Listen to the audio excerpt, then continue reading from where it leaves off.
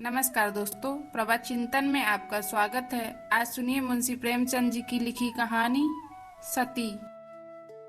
मुलिया को देखते हुए उसका पति कल्लू कुछ भी नहीं है। फिर क्या कारण है कि मुलिया संतुष्ट और प्रसन्न है और कल्लू चिंतित और सशंकित। मुलिया को कौड़ी मिली है, उसे दूसरा कौन पूछेगा। कल्लू को रत्न मिला है, उसके सैकड़ों ग्राहक हो सकते हैं। खासकर उसे अपने चचेरे भाई राजा से बहुत खटका रहता है। राजा रूपवान है, रसिक है, बातचीत में कुशल है, स्त्रियों को रिझाना जानता है। इससे कल्लू मुलिया को बाहर नहीं निकलने देता। उस पर किसी की भी निगाह पड़ जाए, यह उसे असहनीय है। वह अब रात दिन मेहनत करता है, जिससे मुलिया को किसी बात का कष्ट ना हो। उसे ना जाने किस पूर्व जन्म के संस्कार से ऐसी स्त्री मिल गई है। उस पर प्राणों को न्यौछावर कर देना चाहता है। मुलिया का कभी सिर भी दुखता है तो उसकी जान निकल जाती है। मुलिया का भी यही हाल है कि जब तक वह घर नहीं आ जाता, मछली की भांति तड़पती रहती है। गांव में कितने ही युवक हैं जो मुलिया से छेड़छाड़ करते रहते हैं, पर उस युवती की दृष्टि में कुरूप कलुआ संसार भर के आदमियों से अच्छा है। एक दिन राजा ने कहा, भाभी, भैया तुम्हारे जोग ना थे। मुलिया बोली, भाग में तो वह लिखे थे, तुम कैसे मिलते। राजा ने मन में समझा, बस अब मार लिया है। बोला, विधि ने यही तो भूल की। मुलिया मुस्कुराकर बोली, अपनी भूल तो वही सुधारेगा। राजा निहाल हो गया। तीज के दिन कल्लू मुलिया के लिए लट्ठे की साड़ी लाया। चाहता तो था कोई अच्छी साड़ी ले, पर रुपए ना थे और बजाज ने उधार ना माना। राजा भी उसी दिन अपने भाग की परीक्षा करना चाहता था। एक सुंदर चुनरी लाकर मुलिया को भेंट की। मुलिया ने कहा, मेरे लिए तो साड़ी आ गई है। राजा बोला, मैंने देखी है, तभी तो मैं इसे लाया। तुम्हारे लायक नहीं है। भैया को किफायत भी सूझती है तो ऐसी बातों में। मुलिया कटाक्ष करके बोली, तुम समझा क्यों नहीं देते। राजा पर एक कुल्हड़ का नशा चढ़ गया। बोला, बूढ़ा तोता नहीं पड़ता है। मुलिया, मुझे तो लट्ठे की साड़ी ही पसंद है। राजा, जरा यह चुनरी पहनकर देखो कैसी खिलती है। मुलिया, जो लट्ठा पहनकर खुश होता है वह चुनरी पहन लेने से खुश ना होगा। उन्हें चुनरी पसंद होती तो चुनरी ही लाते। राजा, उन्हें दिखाने का काम नहीं है। मुलिया विस्मय से बोली, मैं क्या उनसे बिना पूछे ले लूंगी। राजा, इसमें पूछने की कौन सी बात है। जब वह काम पर चला जाए पहन लेना, मैं भी देख लूंगा। मुलिया ठट्टा मारकर हंसती हुई बोली, ये ना होगा देवर जी, कहीं देख लें तो मेरी सामत ही आ जाए। तुम इसे लिए जाओ। राजा ने आग्रह करके कहा, इसे ना लोगी भाभी तो मैं जहर खा के सो रहूंगा। मुलिया ने साड़ी उठाकर आले पर रख दी और बोली, अच्छा लो, अब तो खुश हुए। राजा ने उंगली पकड़ी, अभी तो भैया नहीं है, जरा पहन लो। मुलिया ने अंदर जाकर चुनरी पहन ली और फूल की तरह महकती दमकती बाहर आई। राजा ने पहुंचा पकड़ने को हाथ फैलाया। बोला, ऐसा जी चाहता है कि तुम्हें लेकर भाग जाऊं। मुलिया उसी विनोद भाव से बोली, जानते हो तुम्हारे भैया का क्या हाल होगा। यह कहते हुए उसने किवाड़ बंद कर दिए। राजा को ऐसा मालूम हुआ कि थाली परोसकर उसके सामने से उठा ली गई। मुलिया का मन बार बार करता था कि चुनरी कल्लू को दिखा दे, पर नतीजा सोच कर रह जाती थी। उसने चुनरी रख क्यों ली। उसे अपने ऊपर क्रोध आ रहा था, लेकिन राजा को कितना दुख होता। क्या हुआ, उसकी चुनरी क्षण भर पहन लेने से उसका मन तो रह गया, लेकिन उसके प्रशांत मानस सागर में यह कीट आकर उसे मथ रहा था। उसने क्यों चुनरी रख ली। क्या यह कल्लू के साथ विश्वासघात नहीं है। उसका चित्त इस विचार से विकल हो गया। उसने मन को समझाया, विश्वासघात क्यों हुआ, इसमें विश्वासघात की क्या बात है। कौन वह राजा से कुछ बोली। जरा सा हंस देने से अगर किसी का दिल खुश हो जाता है तो इसमें क्या बुराई है। कल्लू ने पूछा, आज रज्जू क्या करने आया था। मुलिया की देह थर थर कांपने लगी। बहाना कर गई, तमाकू मांगने आए थे। कल्लू ने भौवें सिकोड़ कर कहा, उसे अंदर मत आने दिया करो, अच्छा आदमी नहीं है। मुलिया, मैंने कह दिया तम्बाकू नहीं है तो चले गए। कल्लू ने आपकी तेजस्विता के साथ कहा, क्यों झूठ बोलती है, वह तम्बाकू मांगने नहीं आया था। मूलिया, तो और यहाँ क्या करने आते? कल्लू, चाहे जिस काम से आया हो, तम्बाकू मांगने नहीं आया। वह जानता था मेरे घर में तम्बाकू नहीं है, मैं तम्बाकू के लिए उसके घर गया था। मूलिया की देह में काटो तो लहू नहीं, चेहरे का रंग उड़ गया। सिर झुकाकर बोली, मैं किसी के मन का हाल क्या जानूं। आज तीज का रथ जगा था।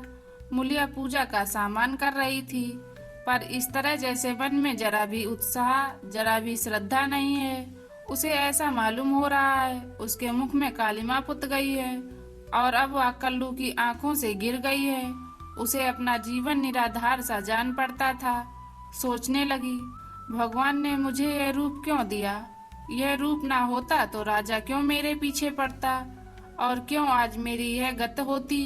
मैं काली कुरूप रहकर इससे कहीं सुखी रहती, तब तो मन इतना चंचल ना होता। जिन्हें रूप की कमाई खानी हो वह रूप पर फूलें, यहाँ तो इसने मटिया मेट कर दिया। ना जाने कब उसे झपकी आ गई तो देखती है कल्लू मर गया है और राजा घर में घुसकर उसे पकड़ना चाहता है। उसी दम एक वृद्धा ने जाने किधर से आकर उसे अपनी गोद में ले लेती है और कहती है, तूने कल्लू को क्यों मार डाला? मूलिया रोकर कहती है, माता, मैंने उन्हें नहीं मारा। वृद्धा कहती है, हाँ, तूने छुरी कटार से नहीं मारा। उस दिन तेरा तप छीन हो गया और इसी से वह मर गया। मूलिया ने चौकन्नी आंखें खोल दी। सामने आंगन में कल्लू सोया हुआ था। वह दौड़ती हुई उसके पास गई और उसकी छाती पर सिर रखकर फूट फूट कर रोने लगी। कल्लू ने घबराकर पूछा, कौन है? मूलिया, क्यों रोती हो? क्या डर लग रहा है? मैं तो जाग ही रहा हूँ। मूलिया ने सिसकते हुए कहा, मुझसे आज एक अपराध हुआ है, उसे क्षमा कर दो। कल्लू उठ बैठा, क्या बात है? कहो तो, रोती क्यों हो? मूलिया, राजा तम्बाकू मांगने नहीं आया था, मैंने तुमसे झूठ कहा था। कल्लू हंसकर बोला, वह तो मैं पहले ही समझ गया था। मूलिया, वह मेरे लिए चुंदरी लाया था, तुमने लौटा दी? मूलिया कांपती हुई बोली, मैंने ले ली, कहते थे मैं जहर महूर खा लूंगा। कल्लू निर्जीव की भांत खाट पर गिर पड़ा और बोला, तो रूप मेरे बस का नहीं है, देव ने कुरूप बना दिया तो सुंदर कैसे बन जाऊं। कल्लू ने अगर मूलिया को खौलते हुए तेल में डाल दिया होता तो भी उसे इतनी पीड़ा ना होती। कल्लू उस दिन से कुछ खोया खोया सा रहने लगा। जीवन में ना वह उत्साह रहा, ना वह आनंद, हंसना खेलना भूल सा गया।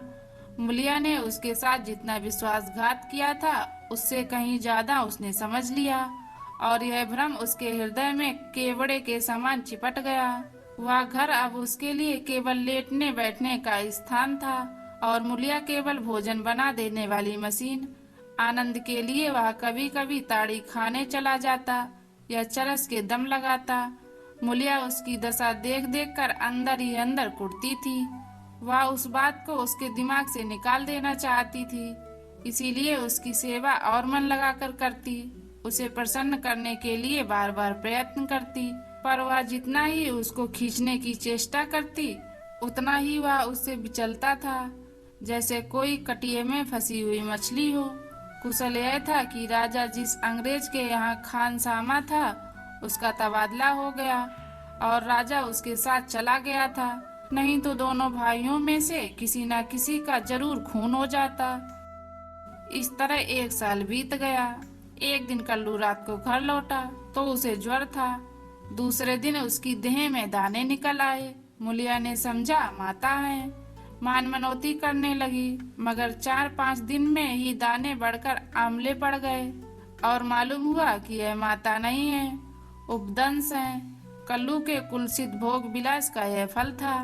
रोग इतनी भयंकरता से बढ़ने लगा कि आंवलों में बवाद पड़ गया और उनमें से ऐसी दुर्गंध उड़ने लगी कि पास बैठते नाक फटती थी। देहात में जिस प्रकार का उपचार हो सकता था वह मूलिया करती थी, पर कोई लाभ ना होता था और कल्लू की दशा दिन दिन बिगड़ती जाती थी। उपचार की कसर वह अबला अपनी स्नेहमयी सेवा से पूरी करती थी। उस पर गृहस्थी चलाने के लिए अब मेहनत मजदूरी भी करनी पड़ती थी। कल्लू तो अपने किए का फल भोग रहा था, मुलिया अपने कर्तव्य का पालन करने में मरी जा रही थी। अगर कुछ संतोष था तो यह कल्लू का भ्रम उसकी इस तपस्या से भंग होता जाता था। उसे अब विश्वास होने लगा था कि मुलिया अभी उसी की है। वह अगर किसी तरह अच्छा हो जाता तो फिर उसे दिल में छिपा कर रखता और उसकी पूजा करता।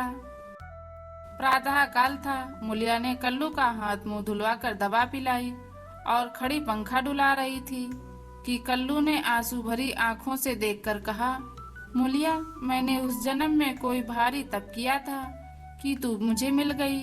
तुम्हारी जगह मुझे दुनिया का राज मिले तो भी ना लूं। मुलिया ने दोनों हाथ से उसका मुंह बंद कर दिया और बोली, इस तरह की बातें करोगे तो मैं रोने लगूंगी। मेरे धन्य भाग की तुम जैसा स्वामी मिला। यह कहते हुए उसने दोनों हाथ पति के गले में डाल दिए और लिपट गई। फिर बोली, भगवान ने मुझे मेरे पापों का दंड दिया है।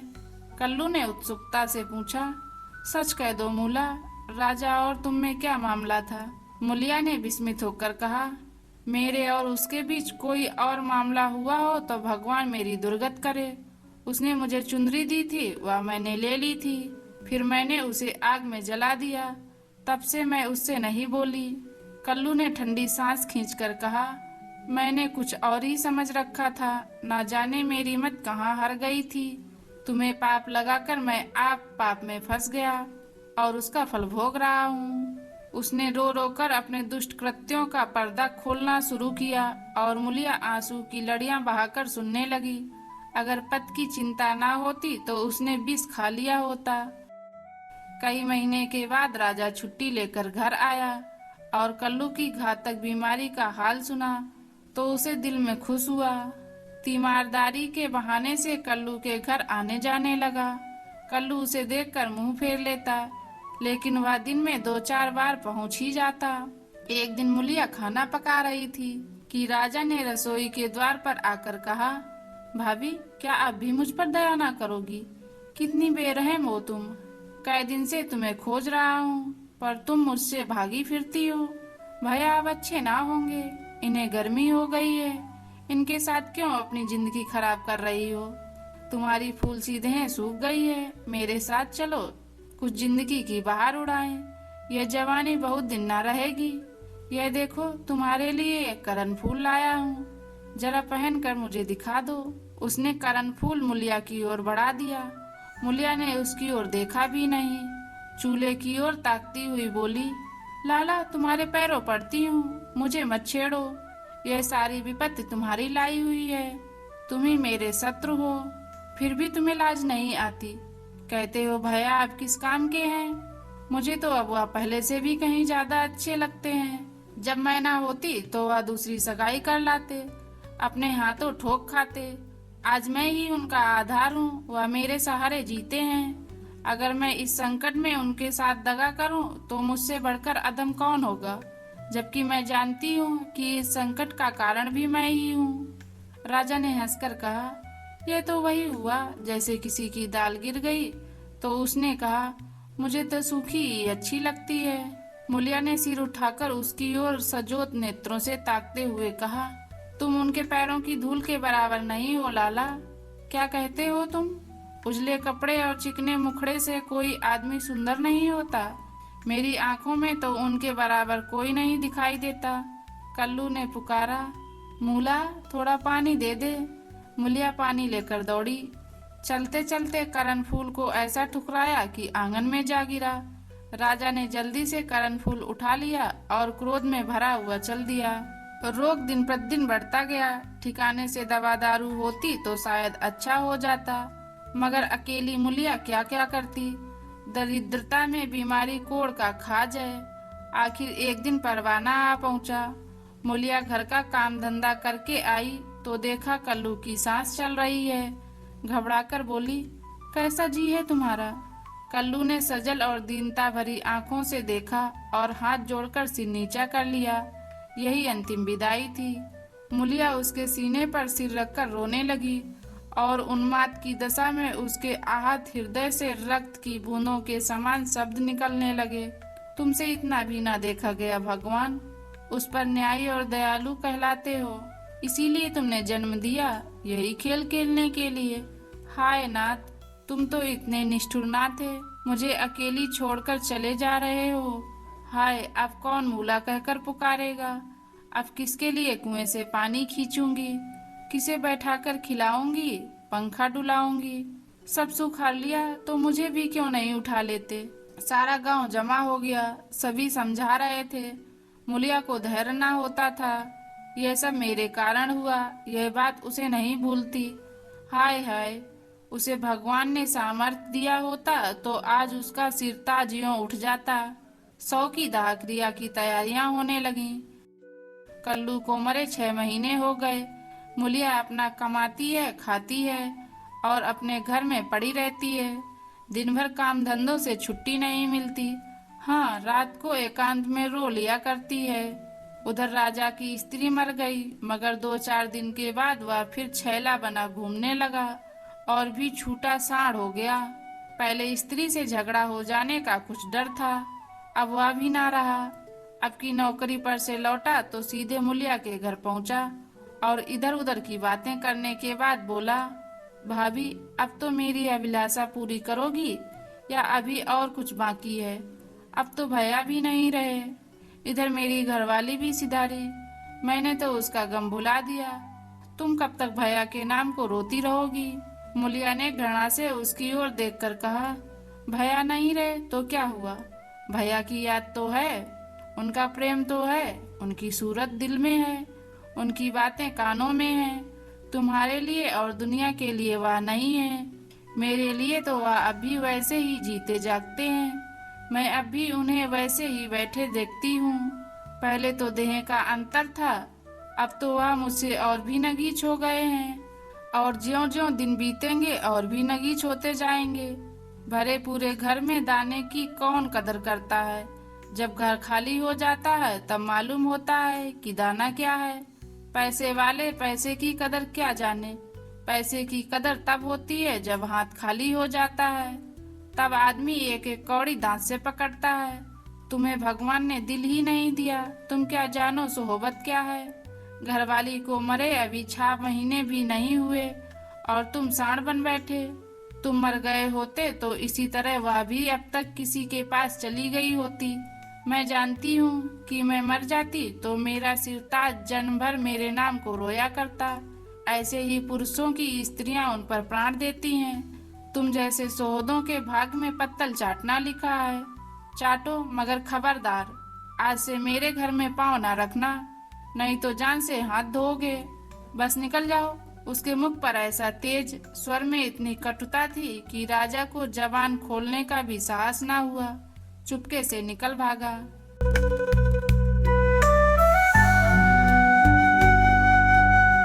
दोस्तों, यह कहानी आपको कैसी लगी हमें कमेंट के माध्यम से बताइए और चैनल को सब्सक्राइब करना मत भूलिएगा। मिलते हैं एक ऐसी ही नई कहानी में, तब तक के लिए जय हिंद।